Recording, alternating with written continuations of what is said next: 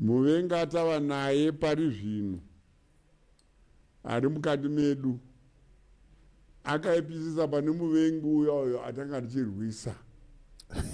Saka isu ngatibatanei, ngatitauriranei even nevatinoti veopposition ivavo vana Chamisa ivavo. Tibatane semhuri one yeZimbabwe. Sezvo takabatana semhuri one panyaya restore legacy. Right? Vanhu vedu vari kushupika muno muZimbabwe. Chokwadi ichocho. Tikada kunyeperana kuti zvinhu zviri right. Zvinhu hazvina kumira mushe. People are suffering. Yes. Povu yedu iri kusafa.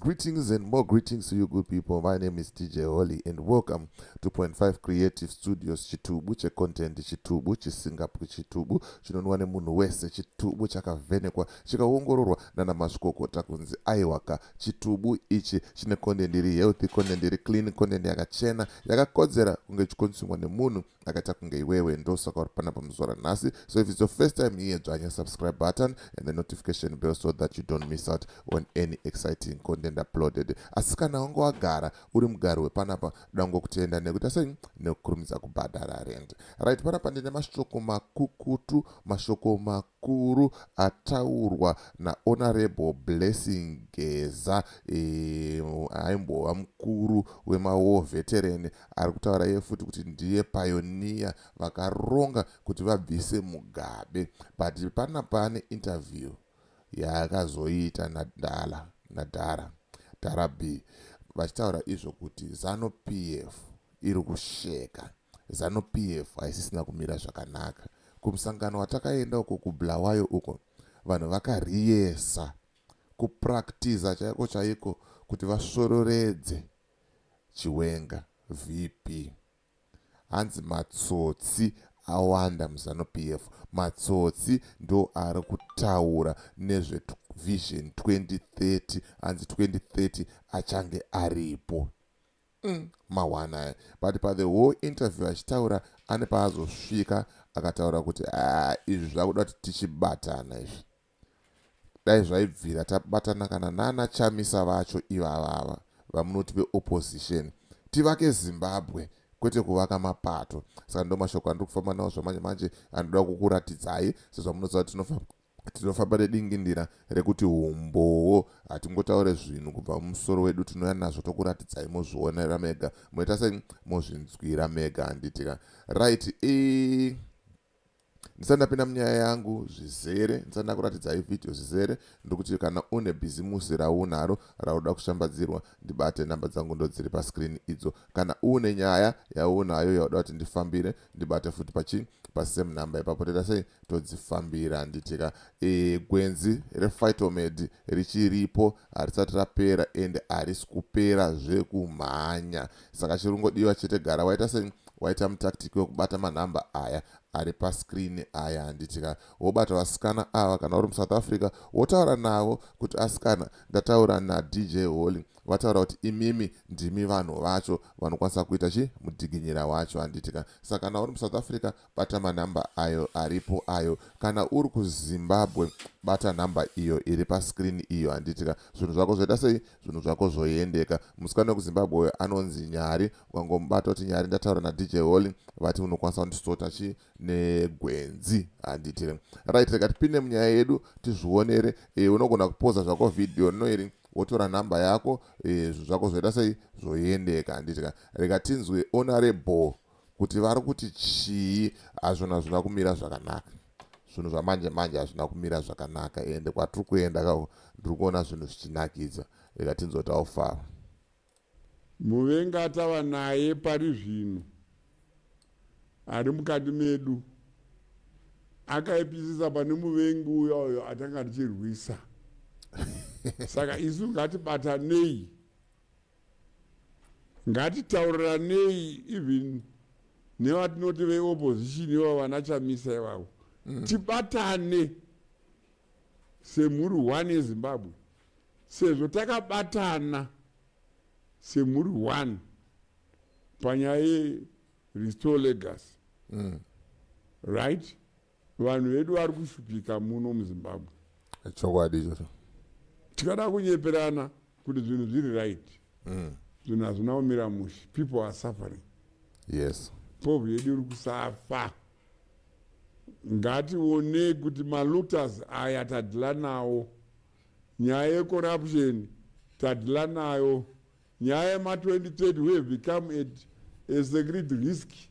Vadhiliwa nawo once and for all. Right? Iwo matsotsi ese iwawawa andikutaura matsotsi aya. My-efforts ese ekuti paite unity, paite chichi, even in the opposition. Isu want unity. There's no point as Zimbabweans, right, to remain divided like this. Why? If we go to 20... Because Mirani Kutaureka, Urkoda is as war veterans. One thing we had managed to do, right, was to unite Zimbabweans. Saka zvedu vapresident vakubvudza mubvunzo one, matsotsi aya anaka kupinda chiwenga. Vanaka kupinda chiwenga matsotsi aya amakuteerera. And imofunga kuti it's just as simple as that.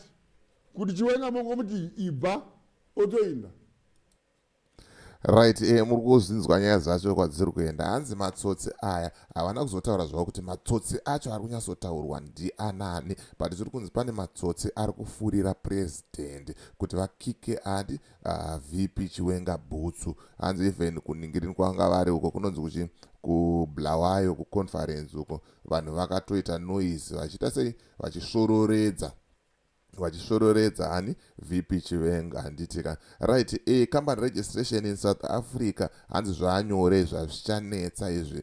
Chinongodiwa chete passport yako handitika, ndio mashoko andinawo panapa kubva kuna Owen. Saka unofanira kuita kubata namba idzo dziri pascreen idzo wotaura kuti Owen ndabva nekuna DJ Holly, vari kutaura ivo kuti izvoni iwewe ndiwe munhu wacho ari kuita zvinhu. Saka ukadaro unombwa wasotwa FNB account, zvinhu zvako zvazvarongeka zvopinda mugwara handitika. Right, nyaya iri panapa menoti muri kuionawo sei, vanhu vazoreactawo zvakasiyana siyana, vanhu vane mafungiro avo, vanhu vane maonero avo, vakataura kuti aiwa imimi muda kutisenzesa zvamakatiita futi paoperation restore legacy. Shandai mega, pedzeranai ikoko, batanai mega ikoko.